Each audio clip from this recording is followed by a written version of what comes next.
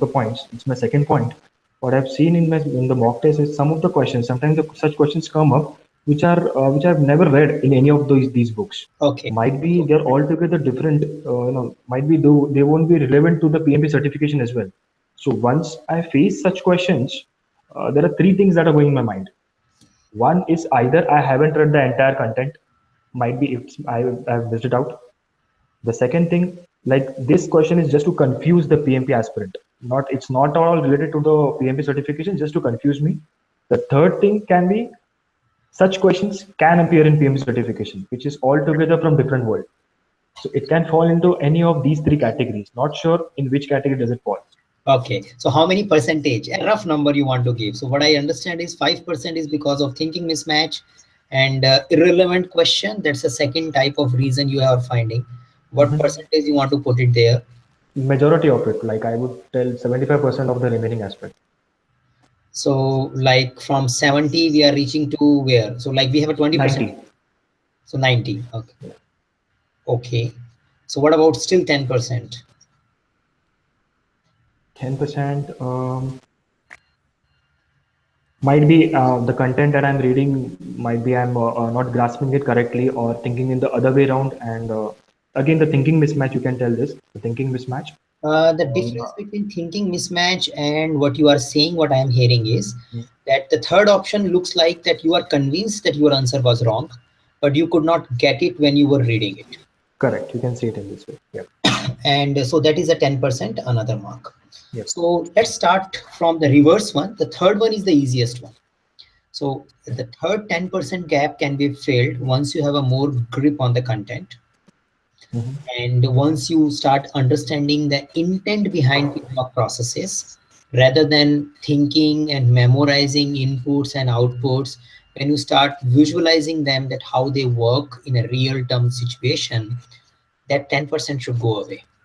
Say, when we start understanding validate scope means what, rather than we keep understanding, oh, validate scope, it has an input which is coming verified deliverable, and it has an output which is an accepted deliverable. So, okay, we can remember the validate scope in this particular way. But the intent of validate scope is that project management, project team has done something. They are good with it. They believe this is complete. They want to go to the external parties. They want to go to the customers and show it that whatever part of the project we have developed, it's something which you can consume as well. Can you check it? Does it meet your expectation? And if they find it good, they feel, okay, this is good. We are keeping it with us. Come up with the next delivery. Now, the intent of validate scope is this. Once we understand this, then we start getting, we stop getting confused by the different type of languages used in the questions, in the content. So that is something can be done. Again, our videos help in that. So whatever videos you might have seen, which are available in open access, and there are lots of one which are in an exclusive program, they do help in that. But irrespective of the videos also, when you even start visualizing the process rather than memorizing it, that okay, validate scope means this, and in a day you start thinking, when the last time I did validate scope as a project manager, who were with me, which all inputs I really used, what was the expected output, what was the real output I came across. Okay, you may come across this process, I never used it. Is it really feasible to use? So when you start mapping these 47 processes with your day-to-day life, I am not saying that you may get an opportunity to implement all the 47 processes. You may never get involved in acquire human resource kind of, acquire team kind of a processes.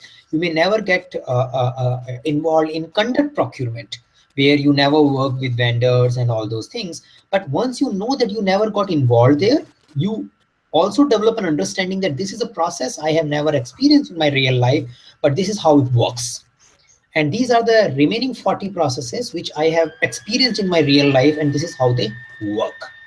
So key of this level of understanding is that you start mapping rightly. That is also a point. It should not happen that quality control guy is doing testing and you are thinking, oh, this guy is doing validate scope. Then you are doing mistake. He is not doing a validate scope. He is doing control quality. or something else. So once we start mapping them right and start visualizing them right, the remaining, that the third problem will get solved. Now, this also is linked with your first problem, thinking problem or a thinking difference problem. Now, it may be possible that you are mapping the processes at a wrong place, or the reverse is also possible, that the mock exams are not right. We can't say that 100% of the mock questions are right. There are good number of mock questions which are wrong. So there is a probability that those are even wrong. But once you know which one is right, you can take it forward. And for that, our forum works the best. So even if you are not a paid customer of ours, we have an open area. Feel free to post your question and a doubt.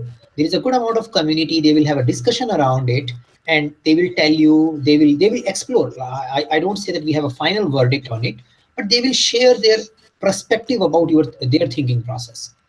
And that really helps you to fix first and third problem.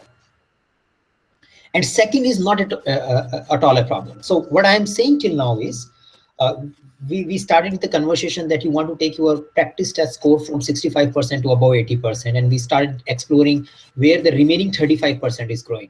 And we spoke about that roughly you can categorize into three categories, where your thinking process and exam thinking process is not matching. You are doing in your mistake in your thinking process. That's the second thing. And third thing is there are irrelevant questions.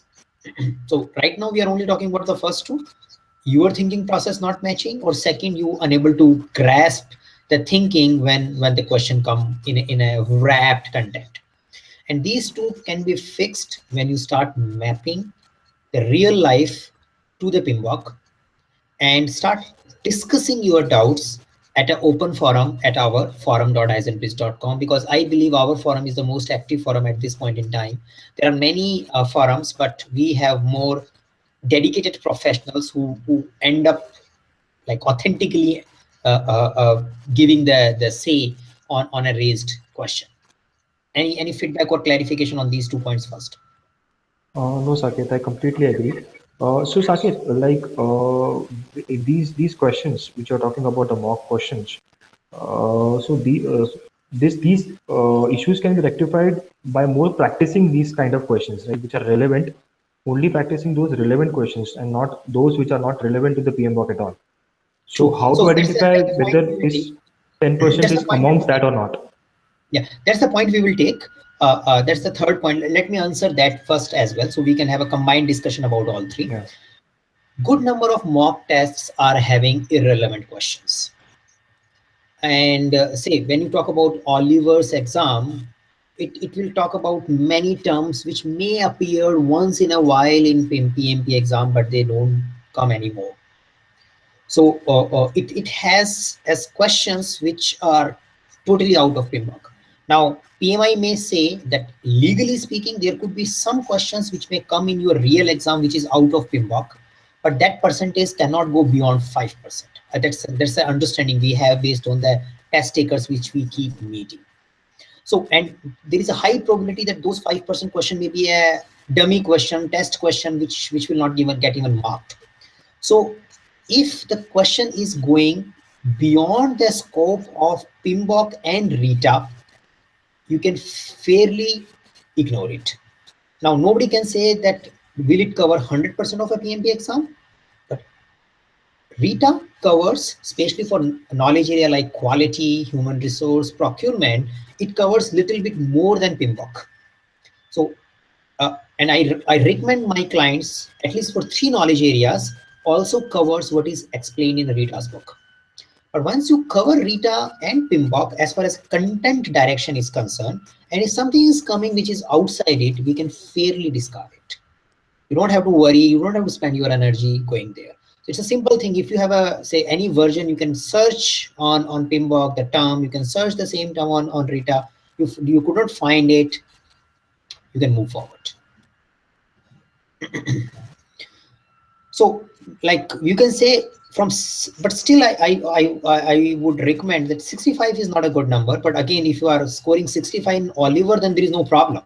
But if you are scoring 65 in head first, then there is a problem, because head first is expected to be a relatively easier test. The head first online test, the head first, Book, at the end of the book, there are 200 question tests also, I guess, but they are relatively easier tests, which usually don't have anything which is not covered in PMBOK or Rita. So those tests you must be scoring 80%. So it also depends which particular test you are taking. And do keep in mind, the real PMP exam will not have any question from these kind of mock tests. The real PMP exam will have definitely a separate kind of question. So don't do a mistake or an assumption of that if I do many questions, I may find similar question or the same question in the real PMP exam and I will do fast. No, these mock tests are primarily meant to train you for your thinking process. And that training you can only achieve by getting deeper into the questions, by understanding why it was like this, what if it could go like this, what could be the second best option. Many times our test taker even start changing the question language. What if the question would have been asking this? Then what would have my answer would be? When we get into it, we are getting the intent of mock test.